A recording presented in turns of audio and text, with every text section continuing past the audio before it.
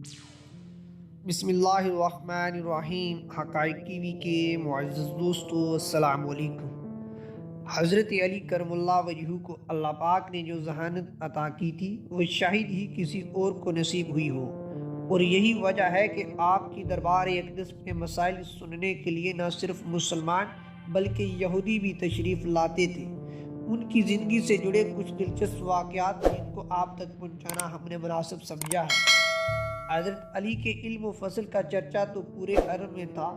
ایک ریاضی دان یہودی حضرت امیر المؤمنین کے بارے میں کافی باتیں سن چکا تھا، اور وہ تسلیم نہیں کرتا تھا کہ ایک شخص تمام علوم پر کامل دسترس بھی رکھتا ہے۔ آپ کے علمی معیار کو جانچنے کے لیے اس نے ارادہ کیا کہ وہ ایسا مشکل سوال آپ سے پوچھے گا جس کا جواب آپ نہ دے سکیں۔ آپ کی دربار اقدس میں آیا اور عرض کی، آپ سے سوال پوچھنا چاہتا ہوں، مجھے اس کا فوری جواب چاہیے۔ مجھے ایسا عدد بتائیے کہ اگر اس کو ہر عدد میں سے 1 سے 10 پر تقسیم کریں تو کوئی کسر نہ رہے۔ حضرت علی نے فرمایا، اگر میں تجھے اس عدد کے بارے میں بتا دوں تو کیا تم اسلام قبول کرو گے؟ اس یہودی نے کہا، جی ہاں حضور۔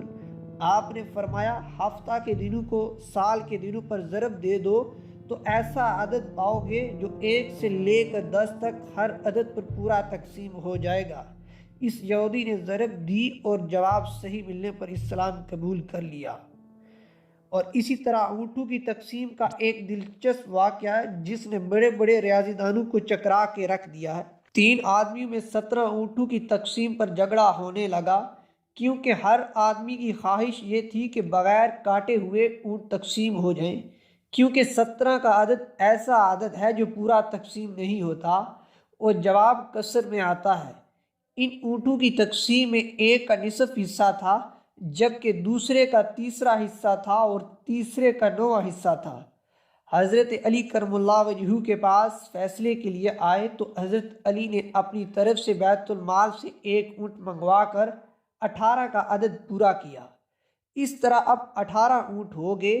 پہلے شخص کو 18 کا نصف 9 اونٹ، اور دوسرے کو جس کا تیسرا حصہ تھا اس کو 18 کا 3 یعنی 6 اونٹ اس کو، اور تیسرے کو جس کا 9واں حصہ تھا اس کو 18 کا 9 یعنی 2 اونٹ اس کو دے دیے۔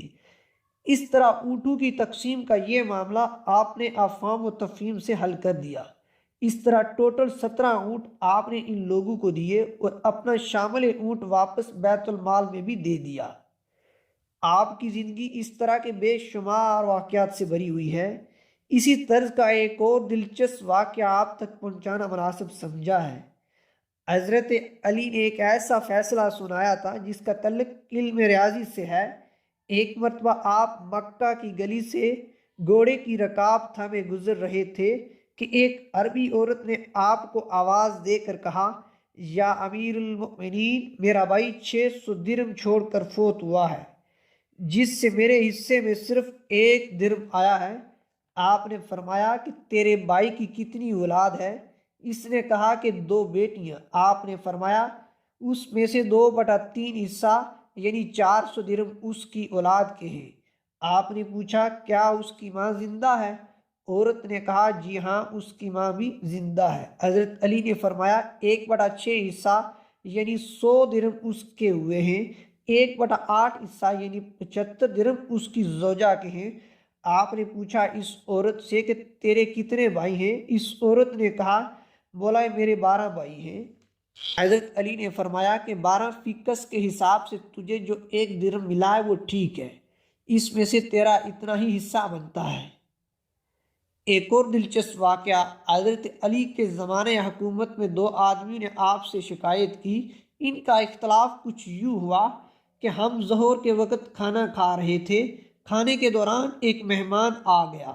3 روٹیاں میری تھیں اور 5 میرے دوست کی تھیں۔ جب وہ مہمان جانے لگا تو 8 درہم انعام کے طور پر ہمیں دے گیا۔